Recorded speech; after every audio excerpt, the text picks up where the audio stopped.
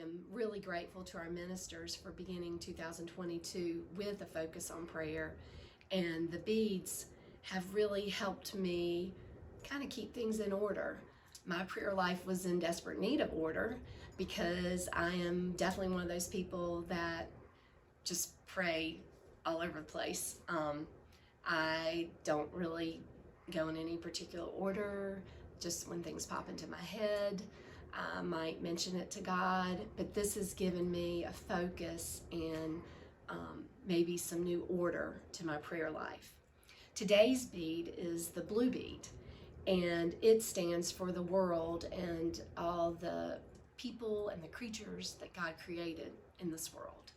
And if of any of the beads, it's probably the one I neglect the most. It's really easy for me to focus on my needs or the needs of people I love, but the world as a whole, I maybe forget about, unless there's some major crisis going on in the world or some natural disaster. Of course I'll remember, but on a day-to-day basis, I probably neglect the blue bead. Recently, however, God has dumped some worldly needs right in my lap. I became part of a team here at Westminster that's resettling 3 Afghan families, and their needs have suddenly become my greatest needs and probably are taking up the vast majority of my prayer time these days. You see, all 3 of these families have come to the U.S. seeking safety.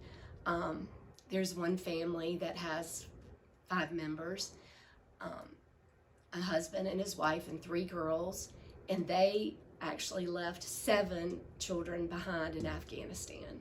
Their reasoning is that it's safer for their children there to not be affiliated with their father. So he just brought his wife and his 3 youngest to America. But of course they hope to bring the other 7 here at some point. But anytime you're with them, the mother is usually on the phone with the 7 in Afghanistan. I think the oldest is a 19-year-old who must be taking care of the rest of them. But anyway, you can just tell their heart, their minds are in Afghanistan with the 7 that they left behind. There's another family of 4 men, one of which is a 15-year-old. They all left family and a child behind, but they all have come hoping to one day be reunited with all those family members that couldn't join them.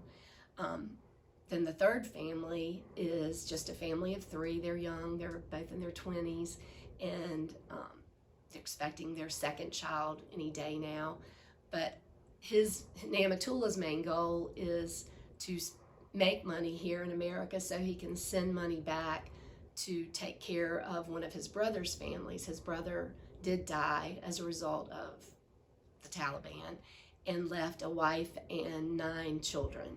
And so his main goal is to be able to send money back so he can support their families. All these men have found jobs. That's an answered prayer request.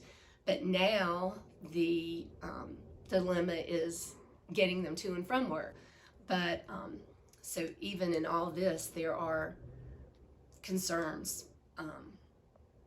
So many concerns that I think fall under the blue bead. So now this blue bead that used to be forgotten in my prayer life is now suddenly the focus of my prayer life. And I hope if it's that way for you, that you will at least remember our Afghan families as you touch this blue bead each day.